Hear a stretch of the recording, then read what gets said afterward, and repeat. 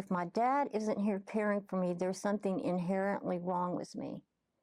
And however you internalize that as a little person, it carries over unless somebody heals you from that emotion.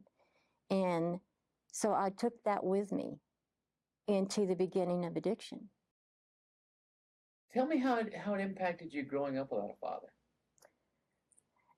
It was horrible, but because I was so small, and your parents are like the giants in your life, right? You don't know what that feeling is. You really, really don't know what's going on. But I think there is an inbred need in little girls to have their father, you know, and so you kind of get driven by that need, the need to have him touch you appropriately, but to be there when you have some kind of a milestone. And if my father was a very precious man. He was very smart. He was a composer. He was an architect. He was a musician. So he was very, very bright. And he had whatever his brokenness was that he brought with him, that translated to me and my brothers too eventually. But his idea was, I guess, what we talked about, a lot of men's ideas. They need to make a lot of money to make their family happy, when in reality, we need them. And the money is secondary. And most people don't understand that because we're all about what car we drive, what house we live in, what clothes we wear, and care. I mean, I cared, but I more wanted my dad. I wanted my daddy to come home from work. I wanted to come home from work while I was still awake, you know, and I would sit. My mother was very caustic, and it would be really hard to be with her all day without Dad there. And so I looked so forward to his coming home at night and being with me to the best of his ability. But I knew once he got home there was going to be some kind of disruption between my parents. So I wanted to get him before we went in the house. So I would sit on the curb and wait and wait and wait. Not every time, but enough times that it impacted my heart. That I'm waiting for my dad and he's not here and I need him. But you're a little bitty kid, how do you tell him that? You don't know that that's what that is. You know, and my dream was just Daddy come home, be happy, my parents have a conversation. And this is a lot more sophisticated thinking now than I was doing then, but I could pop up in his lap, you know, he could read me a book, or, you know, what was his day like, or what was my day like, you know? And because of that kind of abandonment, my dad was very self-centered, and I don't believe it was by choice. I believe it was pain-driven and emotional pain. So when you're totally involved in self, there's no way for you to give to the people around you. So I made a decision to become invisible, very quietly become invisible. And the only time I felt like I had any pliability as a human being was when my dad was around. And if I could hold my dad up as a standard, it was awesome. But he needed to be there. So times that he wasn't there, which was more often than not, was excruciating. If I had a choice between a father verbally telling me he loved me, and the other choice would be actions, I would choose the action over the words. You can tell me all day long that you love me, and I hear that, and it goes into my spirit, but until you show me something, until you're there for me, or until you come home and take me to lunch, until you make me the most important thing in your life for a moment, you can tell me you love me forever. But it confuses me. What does that mean love is? Is telling me you love me, is that love? Because see, I ran with I love yous for the rest of my life. And you can have people everywhere tell you they love you and buy into the words and then them not back it up with action. So it tends to recreate that same level of pain again and again and again, because you don't have the experience to say, well, I really am glad that you love me and I believe that you do, but could you show me? you don't get there. You don't know that that's part of the process. That's what love is. Love is being there, even if it's for a certain amount of time on a daily basis, if it's just for a weekend, if it's something that makes your daughter feel like she fits in the family system. You know, it seems like men gravitate toward their sons naturally because it's male to male. And I think fathers are very awkward with their daughters sometimes. I think they see us as so fragile sometimes, and they don't know quite what to do with us, you know, and it requires a little bit more of a stretch to be there with your daughter. You know, I know that it does be, and the only experience I have with that is being there for my grandson, because that's the only boy in my life. And it's much easier for me to know exactly what to do with Zoe. But when it comes to Caleb, I'm like, what do I say now? You know, what does he need me to do?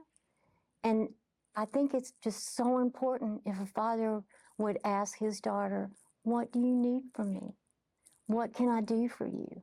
You need me to be at your play this weekend? You know what? It's on the books, and I don't care what happens. I will be there no matter what. Yeah, I'll leave my cell phone in the car, you betcha. There won't be any texting. You are the apple of my eye.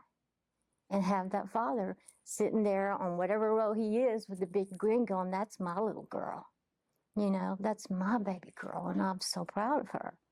It doesn't take a lot. It really doesn't take a lot. It just takes a minute, you know, and it's just so important. What are the good things you learned from your dad? I got his sense of humor, which he was absolutely hysterically funny. He was very sensitive, and I appreciated that in him. And I just want to say this, I think a lot of men don't think they can show sensitivity, and that was one of my favorite qualities about my dad. I was so grateful that he would feel feelings. And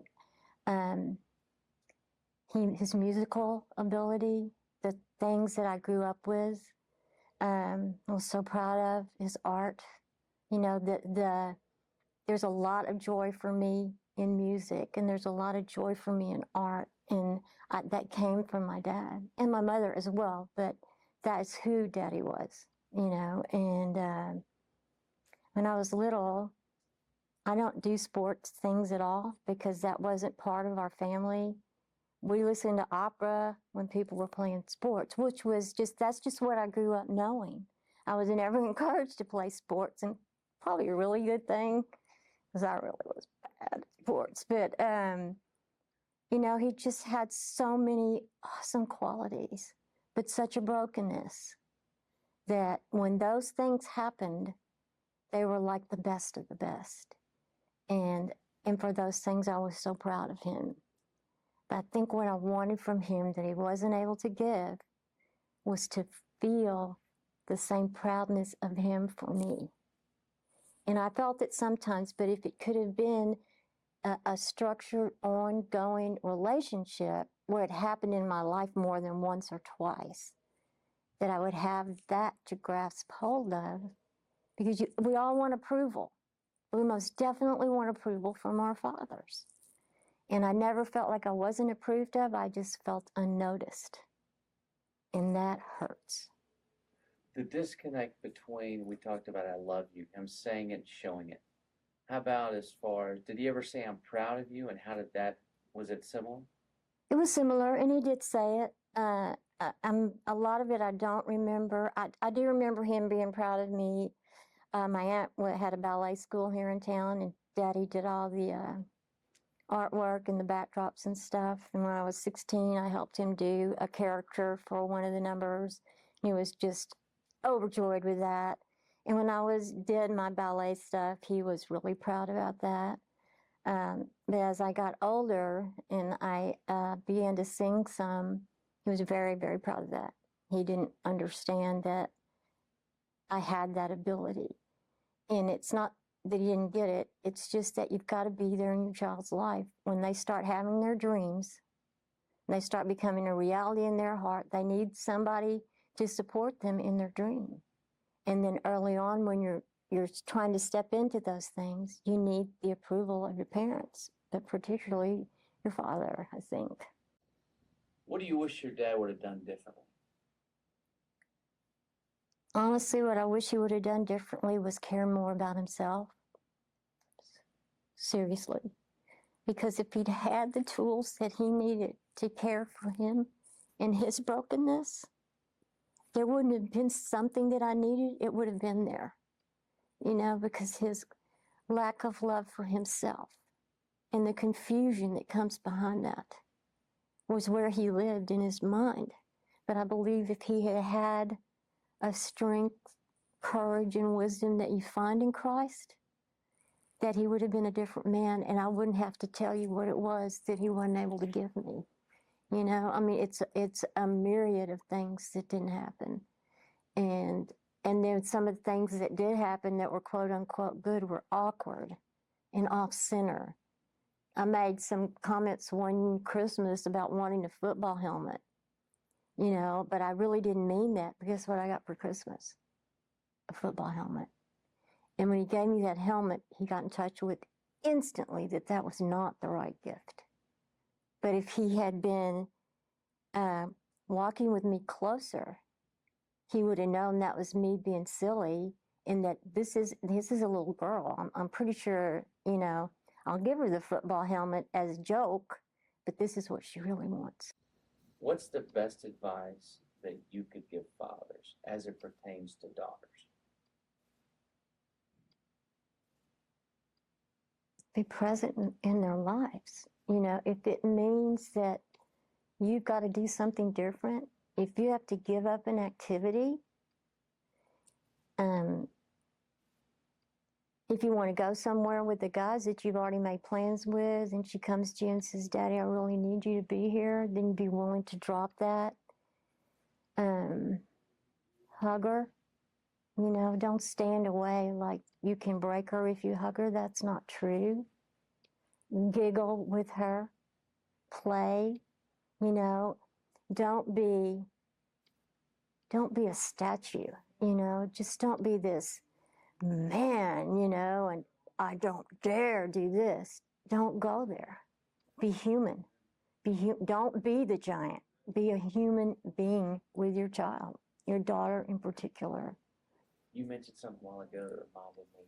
Dr. Mika, this best-selling author that we were able to interview, she said the disconnect for men so many times is, and you mentioned it earlier, this idea that because we don't know what it's like to be a little girl, there's this fear. And so instead of saying, how can I help? What do I need to do? It's like, right. You guys, you know, that's mom. Mom will take care of that. I'm going to go do this. That's right. That's exactly what happens. I always think that's just wrong. It's just not right, because it's not true. Common? I know it's common. Yeah. I see it every day across the board. I see that more often than anything else. And the best fathering and mothering I've seen with a family has been watching Pastor Boyd and Pastor Jan take care of Jackie. It's like, that's what it's supposed to be like. These guys are present in her life in every way. And it's not to say they're wishy-washy, and it's not to say there's not discipline and structure, because there is. But there is a level of love, understanding, and approachability that you just don't often see. Too many fathers do what you just said. That's mom's job. No, it's not mom's job. Well, it is mom's job to a degree, but mom is with us all the time. You know, mom's on major burnout when dad gets home. Like, take these kids, do something with them. You know, don't care where you go. Go to McDonald's, whatever. You know, so heck, take her to McDonald's. You know, make, you know, the apple of your eye. A little girl wants to be the apple of her dad's eye. How do you think your life would have been different had you had a father that was engaged in life in your life? Wow. I have thought about this so many times. So many, many times. My grandparents raised me. I lived at the ballet school from a little girl till I was about 4, because Daddy was trying to establish himself as an architect, and my parents were really involved in this social setting that they really wanted to move up in. So that was an abandonment issue from the get-go. But watching both of them, but Dad in particular, the things that they were able to do through their talents, it astounded me. And if I had it to do again, I would take my dream and run all the way with it, instead of sabotaging every good thing that's happened in my life up until my relationship with Christ, because I felt not worthy. I felt unlovable. I felt invisible. So if I had been able to follow through on that, I'm not a perfect family. I certainly am not talking about perfection. I'm talking about feelings. And if I had had their support and their nurturing, the nurturing is so important, then I would have been able to have the freedom to follow through. I wouldn't have been a person that starts strong and finishes last. You know, it would have been an entirely different picture, entirely different picture.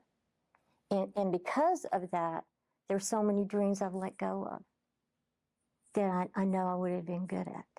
I really know that in my heart. And it's not an ego thing, it's just the dreams that I had, and I knew they were accessible, but I didn't have the tools to do it. But I could see it in them. It's almost really, if you, and this is something that recently came up that I had not thought about until it came up.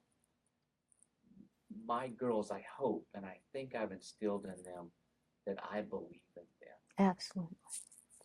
So that it gives them the confidence to go try and do whatever it is, whether it be dreams or whatever. Right. I mean, does that make sense? It makes sense. And you know what that tweaks in my brain is like a fear to step out there and make a mistake or fall because I didn't have a daddy to pick me back up and dust me off and say, that's okay. It's okay. You know, you can try again or we'll do something else. That's the disconnect.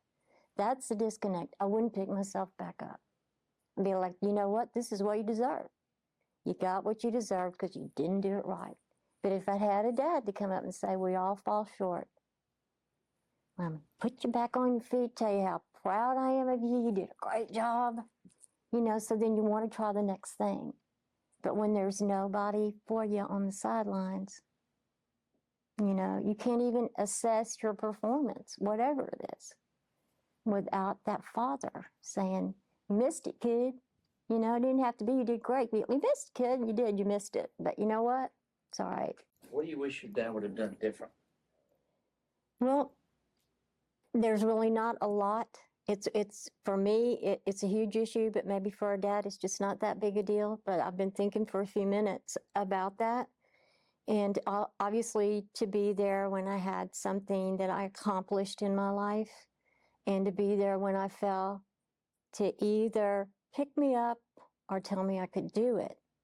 But I want to make it really, really clear that my expectation is not to expect a father to be there for everything and do everything right. It's not about being perfect, but it's about having a real relationship with your child, male or female, but from a female perspective, to be real, to just have your dad be real with you for the times that he disappoints, for him to own his part and say, you know, I missed the mark, sweetie. I'm sorry. I wasn't there for you. My heart was there with you, but I know my heart being there with you is not enough. I needed to be there. To learn how to model out for a girl, what is she going to have in a husband later? What are you going to look for? Are you going to do like I did and the first guy that pays attention to you and says, I love you, oh, he's the one? Is that what you're going to do? Because if you don't have any experience to draw from, you don't know what to do. And being at the end of my fourth marriage, I look back on that, think, where did I miss it? What is broken in me? And there's a brokenness that comes from not knowing what you need to do next. And not knowing what is the model for a successful relationship, not even marriage, just a successful dating relationship when you get older. Or even beyond that, what's inappropriate? this guy said he loves me, so you mean that wasn't okay to do da-da-da-da-da? But he loves me. You know, well, if he loved you, you wouldn't be in a position to have to do da-da-da-da-da. That wouldn't be on the table. So it's just critical for a girl because we don't have the same strength as a man. You are our covering, and we need you to cover us. You know, it's not even complicated. It's just building a real relationship with your daughter so that she feels strong enough to say, when somebody says, I love you, and that's all well and good, but show me something. And I need you to err on the side of better than almost, you know. I want the better, I don't want the almost. How about the inconsistencies? The inconsistencies of, well, like I shared earlier, was having Daddy there sporadically involved in my life, and a little bit of confusion behind, you can be here sometimes, but not this time, so what is that about? You know, thinking, internalizing it as a little girl, thinking, this is about me. It's about me. I did something that he doesn't want to be here for. You know, I'm going to disappoint him. Oh my gosh, he doesn't want to see me fall because that's going to make him look like not very good, right? So, but the times that he was there, and it was an awesome thing, and he complimented me, he was proud of me, the beaming father, and then be away, the away time and the inconsistent times of not being there with me when I really needed him made those moments bittersweet, because they would be the best time of my life, but also the worst, because I always knew behind that was going to come a huge lag time. And I didn't understand the empty space. I didn't get it. If you could say one thing to your father right now, what would it be? Oh, I knew you were going to ask me that question. I knew it when you asked George that question. If that's a question you don't want to answer, I don't have a problem. No, I want to answer it. Would you just ask it again? Okay. If you could say one thing to your father right now, what would it be? I love you, Daddy. I love you a lot. You're awesome. And I forgive you for when you weren't there. Forgive me when I wasn't there. Was there something your dad used to say? Was there something that he told you that was most memorable? Well, you know what? My dad was Mr. Story. I mean, he was a prolific writer, and he had more stories that were just amazing. I'll tell you what his endearment for me was, hot spoofer. He named all of us some funny little name. He named my brother the Royal Zucchini. I mean, I don't know. We didn't know what they meant, but I knew I was a hot spoofer. I mean, when he said that, you're my little hot spoofer, I'm like, you betcha I am. I'm hot spoofer from here to here. Thank you, Daddy. One time, this is a very bizarre story to share, but still it made me really proud of him. I, at 17, decided I was going to leave home. I'd already been using since I was 12, and I was definitely at odds with my mom, and I had made a relationship with a musician in a really funky, ratty bar downtown, and he was going to Louisiana and wanted me to go. So I announced to my mother that I was going. Well, you can only imagine that she didn't say yes, right? So I called my dad, and he came and got me, and he took me there. And we, you know, talked all the way there. And then when we got to where we were going, you know, he's happy-go-lucky daddy. And when we got there and walked inside, he cornered this guy. He said, hi, I'm Bliss Alexander. I just want to tell you, this is my baby girl right here. And by that point, he hadn't been in my life, maybe just so rarely I can't remember. So for me, I was like, whoa, you know. And so he says, this is my little girl. I love her more than I could ever tell you. You lay a hand on her. You make her shed one tear. You do anything out of the ordinary with my little girl, I'm back in your face, brother. He said, I'll survive Normandy, so I'm pretty sure I'll survive you. So if she calls me, you better move before I get here. You know, I was like, oh, that's really cool. I think Daddy really does like me, because he's like telling this guy the riot act, and I'm standing there beaming. You know, and because he did that, I left. really quickly after that. But I can't disappoint my father with this mess. This is not good. Let me ask you, as far as the addiction is concerned, and just be truthful. If there's no connection, that's fine. No, it's fine. Do you think there, in any of that, whether it be with the pain or the void or whatever, was any of that related to your father? Absolutely. It's related to the abandonment. It was related to the sense that I took on as damaged goods. Okay, if my dad isn't here caring for me, there's something inherently wrong with me.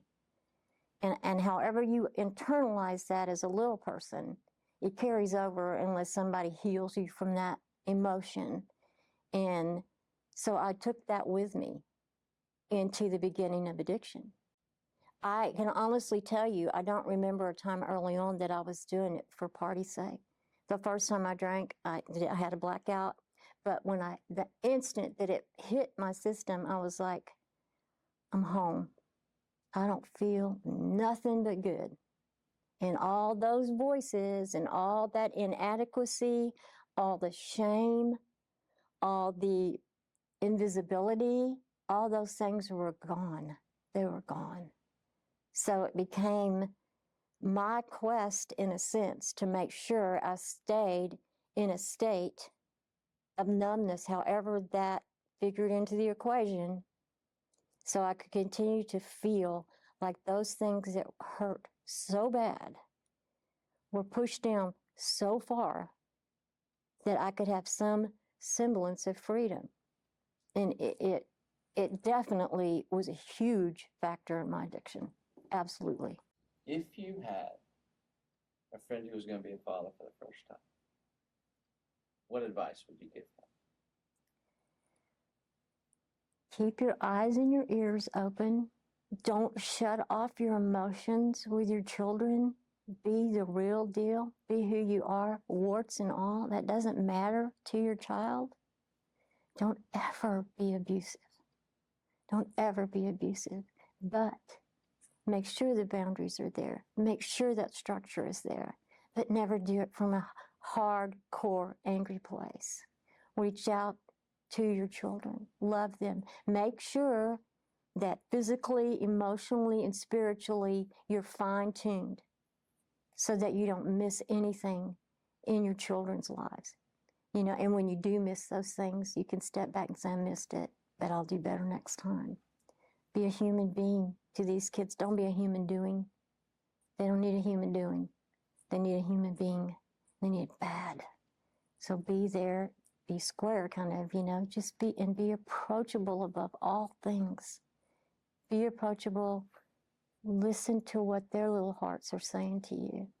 Let them have your ear, you know, and your heart. Give them your heart. Give them your whole heart. And so few instances have I seen that acted out in the times that I have. It's so comforting. It seems like it's just such a pattern of what the Lord does with us, you know, and it's such a blessing.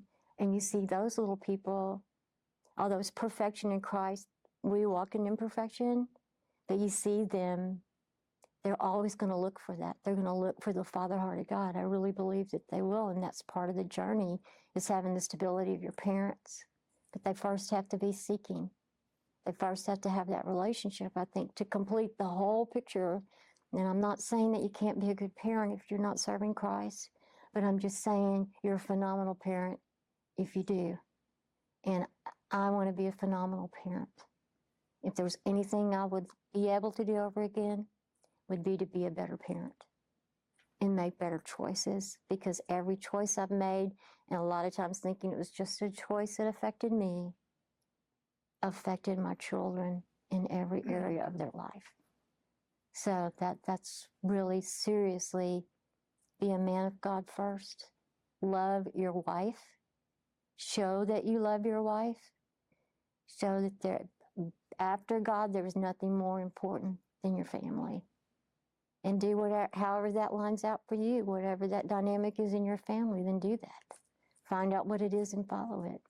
And don't beat yourself up when you fall short. And don't ever quit. Don't ever quit. I don't care if your daughter's 70 years old and you're 90. If you never told her you love her, then do it right now. Right now. Don't wait. Love heals a multitude of sins. And that's really true. Really, really true. Watch the Father Effect movie for free on YouTube.